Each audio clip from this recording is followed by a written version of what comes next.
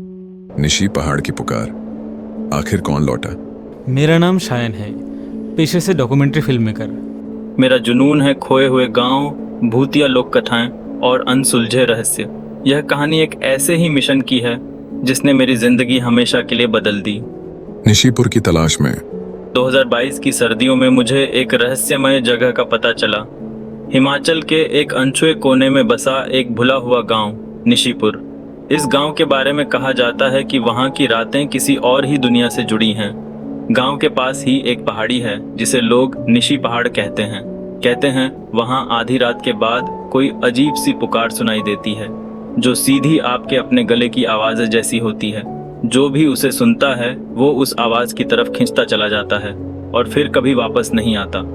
मैं इन सब बातों को केवल अफवाह मानता था, लेकिन शायद मेरी यही गलती थी। मैं अपनी टीम, कैमरा, डिवाइसेस और रिसर्च डायरियों के साथ पहुंच गया निशीपुर। गांव की पहली रात। गांव में घुसते ही जो माहौल था वो शब्दों में बयां नहीं किया जा सकता। सर्द हवाएं, पेड़ों की सरसराहट और एक अजीब सी खामोशी। हर घर के दरवाजे पर लाल धागा बंधा हुआ था, साथ में कुछ संस्कृत में लिखे पर्चे और लोहे की घंटियां।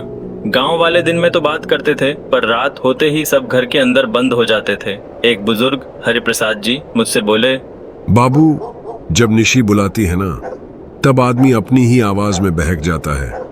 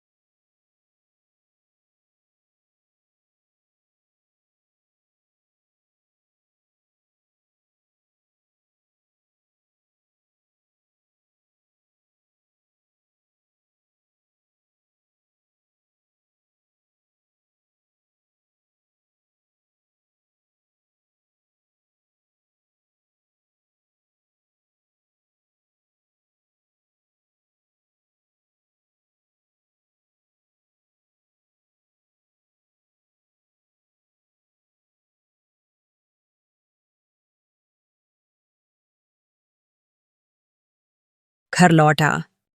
6 महीने बाद राकेश का आना।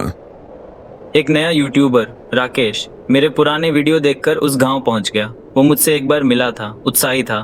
मैंने उसे मना किया, पर उसने कहा, मैं डरता नहीं, मैं सच दिखाऊंगा दुनिया को। राकेश ने भी वही गुफा एक्सप्लोर की और वो कभी वापस नहीं आया। पुलिस की रिपोर्ट। पुलिस पहुंची, सिर्फ उसका कैमरा, बैग और एक डायरी मिली।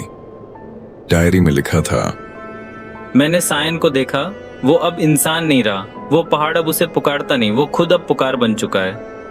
अंत या नई शुरुआत? अब भी हर साल कोई ना कोई रिसर्चर, ब्लॉगर, साहसी घुमक्कड़ निशीपुर जाता है और कभी लौटता नहीं।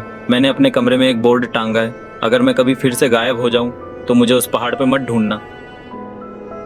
मैं अब चलता हूं, पर एक आखिरी बात, अगर तुमने भी कभी किसी पहाड़ी की ओर से खुद की आवाज सुनी तो पीछे मत मुड़ना, क्योंकि ये जरूरी नहीं कि वो आवाज वाकई तुम्हारी हो।